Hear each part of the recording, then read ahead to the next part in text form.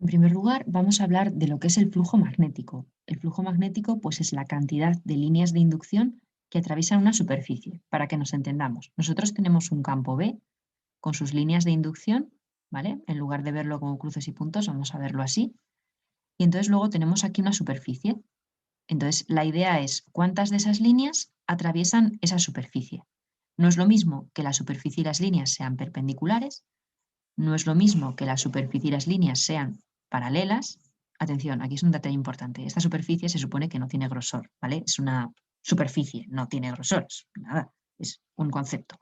Por lo tanto, no la atraviesa ninguna, o que incluso esas mismas líneas en esa superficie, lo que haga la superficie es tener un ángulo de verdad, ¿vale? Está inclinada y por lo tanto, pues el número de líneas que la atraviesan es distinto. Nos fijamos, tenemos aquí el número de líneas de campo que atraviesan una superficie, pues depende de la orientación de las líneas con respecto a la superficie. Entonces, el flujo magnético se define con esta letra, phi sub b, indica que el flujo es el campo por S. Veis que son dos vectores, B por S, pero que es un producto escalar, no vectorial, ¿vale? Que nadie se equivoque. Entonces, S, esto es muy importante, no es la superficie como tal. Lo digo porque a la hora de ver el ángulo nos puede dar problemas. S es un vector cuyo módulo es el valor de la superficie, pero cuya dirección y sentido es un vector perpendicular a la superficie. Por lo tanto, el vector S en este caso sería así. Uy, qué gordo. Este sería nuestro vector S, perpendicular a la superficie. En este caso sería así, perpendicular a la superficie, y en este caso sería una cosa como así, perpendicular a la superficie.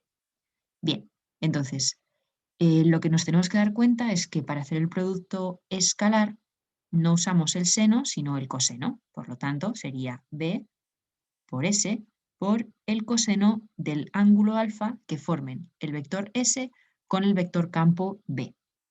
Entonces, si la superficie es perpendicular, el ángulo formado es, no B, es 0. Por lo tanto, el coseno de 0 es 1. El flujo, en este caso, es máximo. Si la superficie y el campo son paralelos, eso significa que el ángulo es 90 grados. Por lo tanto, si el ángulo son 90 grados y el coseno de 90 vale 0, eso significa que en este caso el flujo magnético es nulo, ¿vale? Ninguna línea atraviesa esta superficie, ¿no? Pero si tiene un poco de grosor, que no tiene grosor. Y en este caso, que forma un ángulo, pues entonces será con el coseno de dicho ángulo, el que sea, siendo el ángulo este ángulo de aquí, ¿vale? Este ángulo, no el ángulo que forma la superficie y esto, sino el vector superficie, ¿vale? Es un concepto un poquito distinto. En el caso de que en lugar de una superficie tuviéramos varias espiras, ¿vale? Una encima de otra y tal, pues multiplicaríamos todo esto por el número n de espiras atravesadas por un campo magnético. La unidad del campo magnético es nueva y es el Weber, que se define Tesla por metro cuadrado. Por lo tanto, ya sabemos que la superficie que habitualmente va a venir en centímetros cuadrados o con centímetros y tal, debemos pasarla a metros. Bien.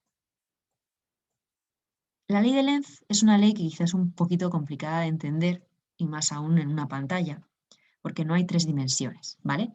La ley de Lenz dice que el sentido de la corriente inducida se opone a la causa que la originó.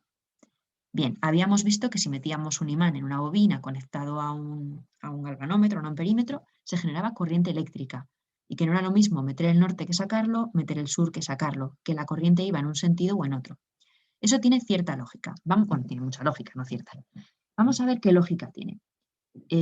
La corriente que se va a originar en la espira inducida, ¿vale? En esta de aquí, la corriente que se va a originar en la espira inducida, tiene que compensar lo que haya producido el imán. Para que nos aclaremos, este imán, con la cara norte por aquí, está haciendo entrar líneas que van hacia la derecha, ¿vale? Líneas que entran. Entonces, cada vez mete más líneas que entran. Por lo tanto, la espira inducida reacciona generando una corriente que provoque líneas que salgan, ¿vale? O sea, si yo tengo más líneas así que antes, lo que hago es, quiero crear líneas así y para ello la corriente tiene que ir en este sentido, siendo esta la parte que se ve más cerca de la espira, ¿vale? Y esto por detrás. ¿Qué ocurre si yo de repente tenía aquí 20 líneas entrando para acá y al alejar el imán tengo solo 15? Pues que la espira tiende a mantener la situación inicial, tiende a crear las líneas que le ha quitado el imán. Entonces genera una corriente en sentido contrario. Lo mismo si es el sur. Imaginaos que este imán sur está provocando, no tenía ninguna línea y cuando yo acerco el imán pasa a tener pues 2 líneas así en este sentido. Pues la espira dice, no, yo quiero quedarme como antes. Pues lo que voy a hacer es poner 2 líneas hacia acá y para ello el sentido de la corriente debe ser este. De repente el imán sur se va, ya no tengo 2 líneas, sino que tengo 0 y la espira dice, hombre, a ver, yo tenía 2 líneas hacia acá y ahora no las tengo, voy a ver cómo hago para mantener estas 2 líneas hacia acá, pues con una corriente en este sentido. Recordad, esta parte es la que tenemos más cerca y se hace con la norma de la mano derecha, poniendo el dedo pulgar en el sentido de la corriente eléctrica. Entonces, la ley de Lenz no tiene determinación numérica, por así decirlo, pero sí es importante a la hora de hacer dibujos que sean coherentes, ¿vale? Y vamos a la ley de Faraday. Esta se utiliza muchísimo en problemas. La ley de Faraday o ley de Faraday-Henry, porque aplica cosas de ambos, ¿no? Entonces, se aplica para la fuerza inducida en un circuito cuando cambia el campo magnético. Bueno, cambia el campo magnético o cambia alguna cosa más, ya lo veremos. Pero bueno, supongamos que cambia el campo magnético. Entonces, la fuerza electromotriz es igual a la variación, la menos variación del flujo magnético por unidad de tiempo. En ocasiones habrá que derivar, en ocasiones habrá que sustituir. Pero de momento la idea es que entendamos esta formulita. Hemos dicho que la diferencia, o sea, la corriente creada se opone a la causa que la creó. Entonces, este flujo magnético, si nos fijamos antes, el flujo está compuesto por 3 variables, B, S y el coseno del ángulo que forman, ¿de acuerdo? Todo ello en función del tiempo.